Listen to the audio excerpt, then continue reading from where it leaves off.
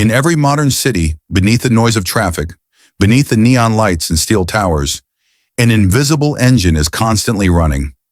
It does not roar like a machine, nor does it glow like the skyscrapers it fuels. It works quietly, almost peacefully, yet with extraordinary power. This hidden force decides the value of your savings, the cost of your home, the burden of your debt, and even the shape of your dreams. It influences the rise and fall of nations, shifts the fate of industries, and controls the heartbeat of global finance.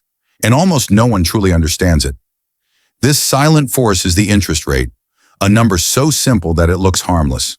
A small percentage, a tiny figure, a line on a chart. But beneath that simplicity lies a story of control, manipulation, and deliberate engineering. A story that stretches across decades, across continents, across generations.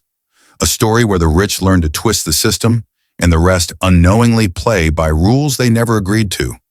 We were told interest rates exist to stabilize the economy, to help governments manage inflation, to make borrowing easier or harder depending on the situation. It all sounded technical, scientific, neutral, like the weather. Something natural, something beyond bias. But history tells a different tale, because interest rates did not emerge from nature. They were built, crafted, engineered, and every system built by human hands reflects the desires of those who designed it.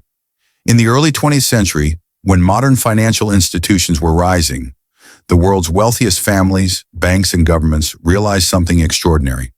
Whoever controls interest rates controls the flow of wealth itself. Think of interest rates like the tide of an ocean. When the tide rises, certain boats float higher. When it falls, others crash against the rocks. But not all boats are equal. Some are massive ships made of steel and wealth. Others are tiny wooden rafts trying to survive the waves. The sea is the same, but the outcome is not. When interest rates drop, the wealthy borrow billions at almost no cost. They use this cheap money to buy real estate, stocks, companies, and land. Their assets rise in value long before anyone else even realizes what is happening. Their wealth multiplies quietly, almost effortlessly. Meanwhile, ordinary families see only tiny changes: a slightly lower mortgage, a somewhat cheaper car loan, a few more dollars saved. But the gap between these benefits and the opportunities available to the wealthy is enormous. One group rides the wave, the other barely feels a ripple. When interest rates rise, the opposite occurs. The wealthy who already bought their assets watch as their rental incomes grow, their savings earn more, and their holdings become even more valuable. Meanwhile, groceries become expensive for the average household. Mortgages become painful, jobs become uncertain, the pressure increases on those already struggling. From the outside, it looks like a natural cycle, economic seasons that come and go. But up close, it becomes clear. The wealthy win during low rates and win during high rates. Everyone else loses in both situations. This pattern didn't emerge overnight. It evolved slowly, cleverly, over decades. Each generation believed the system was normal. Each crisis was presented as an accident. Each bailout, each crash, each adjustment in interest rates was explained away with complicated language meant to confuse more than clarify. As the years passed, something subtle began to happen. The middle class, once the backbone of society, started shrinking. Wages stagnated. Savings evaporated. Houses became unaffordable. Financial security faded into a distant memory. At the same time, the top 1% began rising to unprecedented levels of wealth. Their graphs went up while everyone else's went sideways or down. Their opportunities expanded while others became trapped in an endless cycle of work, debt, and rising living costs. The question is no longer whether inequality exists. It is why it keeps getting worse. Why, despite technological progress, global trade, and innovation, the majority keeps falling behind. Why every financial crisis transfers more and more wealth upward. Why every change in interest rates seems to hurt ordinary people and reward the elite. Today we begin the journey to answer these questions.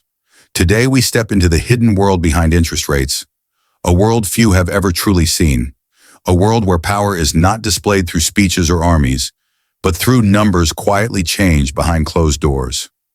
This is not the story of economics.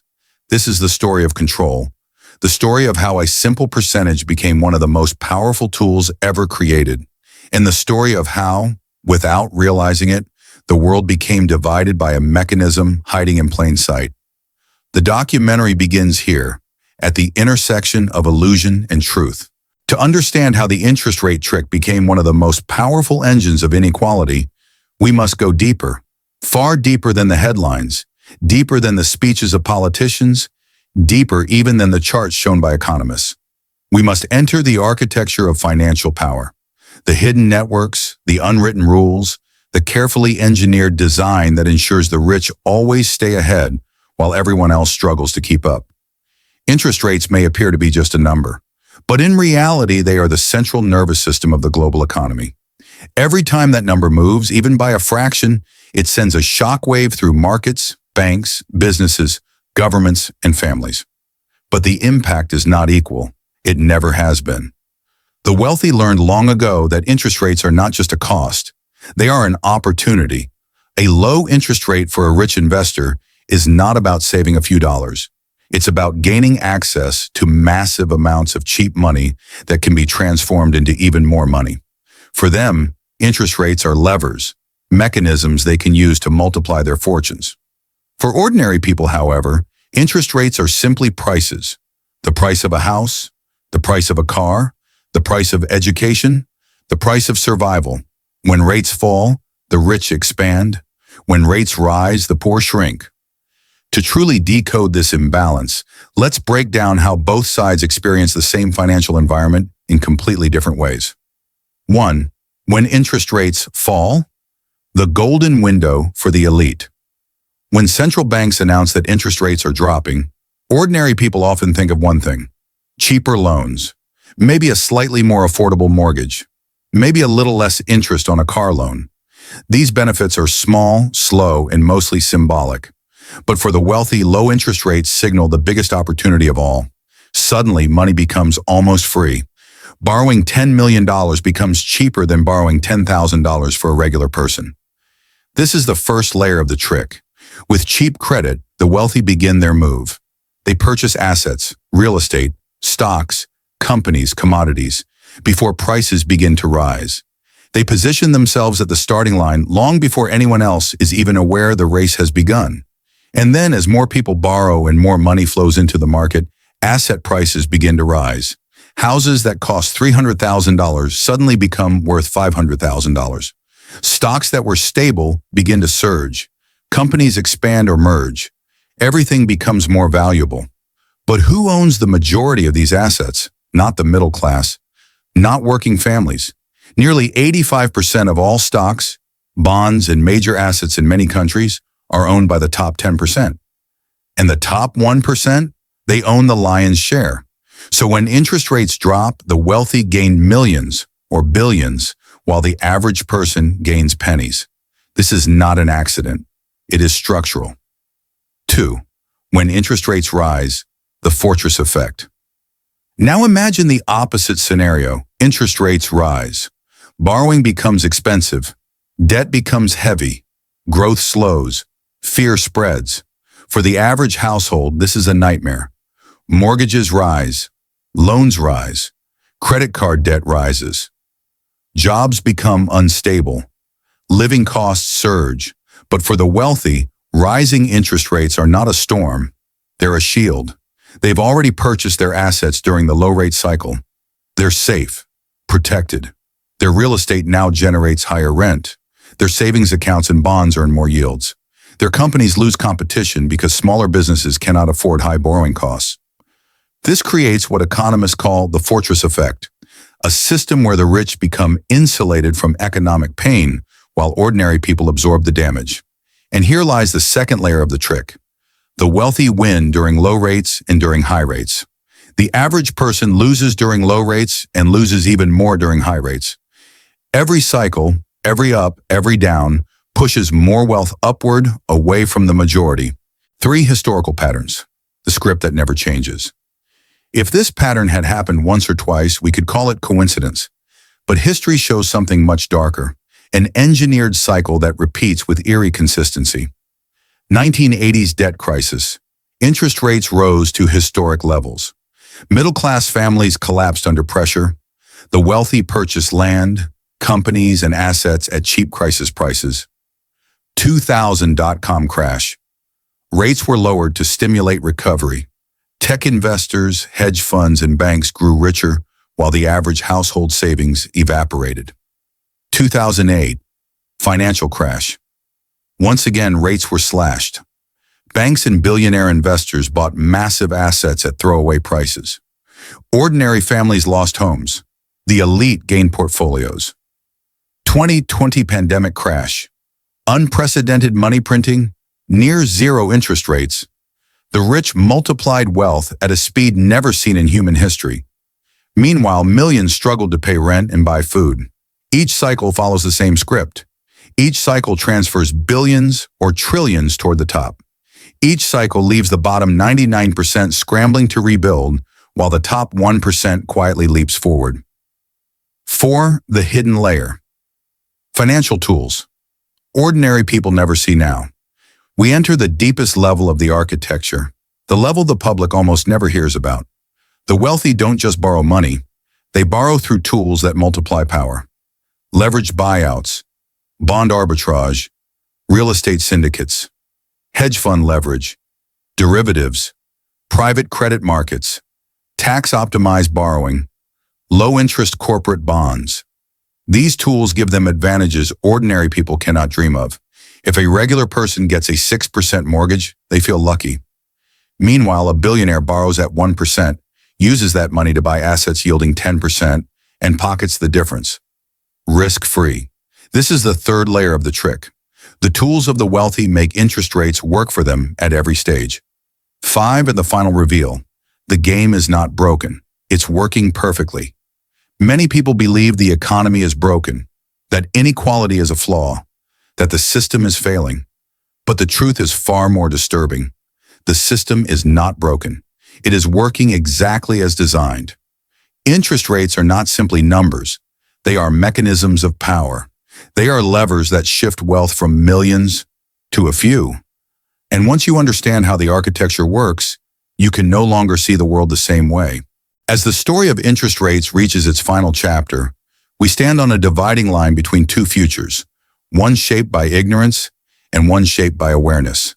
For more than a century, the global financial system has operated like a grand stage performance. The wealthy control the script, direct the actors, and decide when the lights rise and fall. The rest of the world sits in the audience, watching events unfold without understanding who wrote the story or why. But something has begun to change. In the last decade, more people have questioned why life feels harder despite working longer hours, why houses are unaffordable, why savings disappear faster, why the rich keep rising even during crises, why every financial shock leaves ordinary families damaged while the elite expand their empires. These questions signal a shift in collective consciousness, a slow awakening, because once you understand how interest rates manipulate the flow of wealth, you begin to understand everything else. Inflation, wages, debt, rent, taxes, economic crashes, political decisions, even the price of your morning bread. Everything is connected to the same silent mechanism. But the most important question remains: what happens next? To answer this, we must explore three possible futures, each shaped by the path society chooses. 1. The collapse scenario.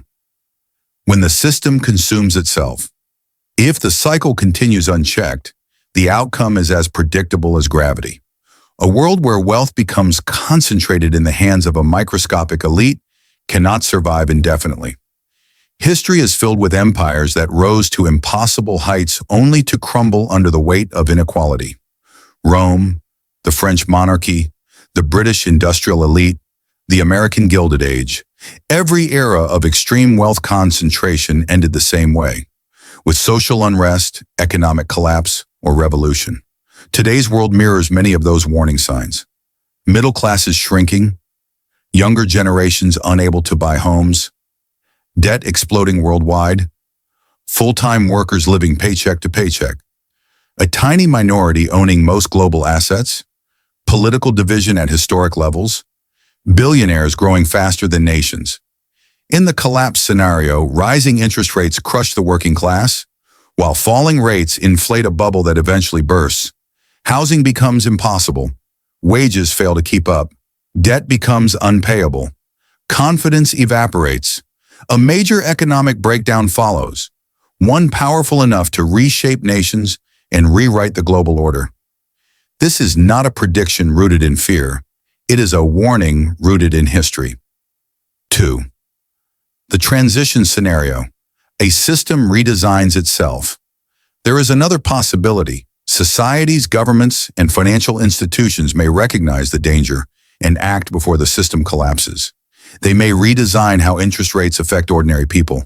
They may create new protections that prevent wealth from funneling upward during every economic cycle.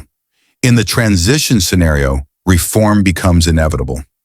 Stronger regulations on speculative borrowing, restrictions on ultra-low interest corporate loans, real estate policies that prevent artificial price inflation, financial education becoming mandatory, tax incentives for the working and middle class, new frameworks that decouple basic life needs from interest rate cycles, transparency in central bank decision-making, limits on corporate buybacks during low-rate periods. Such reforms do not end inequality, but they slow the machine. They create breathing room for the 99%. They make it harder for the wealthy to multiply assets purely through the mechanics of interest rate manipulation. History has seen these transitions too. After the Great Depression, after World War II, after the 1970s inflation crisis. Each time, societies rebalance the scales to avoid collapse. But reforms require political courage, in the will of the people. Without pressure from the majority, the system rarely changes itself. 3. The awakening scenario. When people learn the rules of the game, this scenario is the most hopeful and the most powerful. It does not rely on governments. It does not rely on institutions. It does not rely on the elite voluntarily giving up their advantages. It relies on awareness. When people understand how interest rates work, everything changes. Because the biggest secret of the financial world is simple. The wealthy do not get richer because they are lucky. They get richer because they understand the system. They understand that assets increase with low interest. They understand that cash loses value during inflation. They understand that debt, when used correctly, creates wealth, not destruction.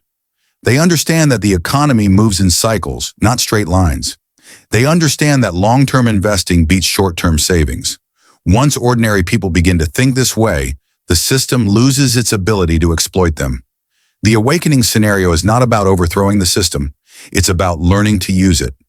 Imagine a world where millions of people understand the power of compounding, where families invest early, where communities build financial resilience, where workers demand transparent policies, where people no longer fear economic cycles, but prepare for them, where knowledge replaces fear and strategy replaces helplessness. The wealthy will always exist. Inequality will always exist, but exploitation does not have to. It's a new ending, written by us. The story of interest rates is the story of modern power. It is the story of how a simple number, hidden in financial reports, became a tool of global influence. It is the story of how crises are engineered, how recoveries are shaped, and how wealth quietly shifts from the hands of many to the hands of few. But it is also the story of awakening, the realization that understanding the system is the most powerful weapon against it. We are living in a moment where the future is still unwritten, where collapse, transition, or awakening are all possible, where the decisions made today will shape the next 100 years. And now that you have seen behind the curtain, you are no longer just a spectator, you are part of the story. Because knowledge is the first form of resistance. Awareness is the first step toward change. Understanding is the first key to freedom. The interest rate trick may be powerful, but it is not invincible. And now, neither are you.